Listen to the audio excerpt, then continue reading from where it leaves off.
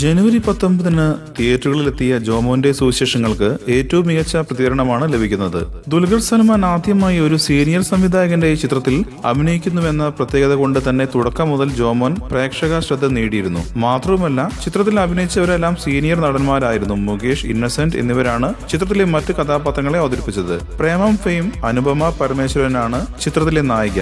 ചിത്രം 6 ദിവസം കൊണ്ട് കൊച്ചി മൾട്ടിപ്ലക്സിൽ നിന്നും മികച്ച കളക്ഷനാണ് നേടിയിരിക്കുന്നത്. 2.71 കോടി രൂപയാണ് റിലീസ് ചെയ്ത ദിവസം തന്നെ ചിത്രം ബോക്സ് ഓഫീസിൽ നിന്ന് നേടിയത്. കമ്മട്ടിപ്പാടം എന്ന ചിത്രത്തിന് ശേഷം ദുൽഖർ സൽമാൻ കേന്ദ്ര കഥാപാത്രത്തെ അവതരിപ്പിച്ച ചിത്രമാണ് ഇത്. റിലീസ് ചെയ്ത് 7 ദിവസം കൊണ്ട് 9.23 കോടിയാണ് ചിത്രം ബോക്സ് ഓഫീസിൽ നേടിയത്. കേരളത്തിലെ 147 തിയേറ്ററുകളിലാണ് ചിത്രം പ്രദർശിപ്പിക്കുന്നത്.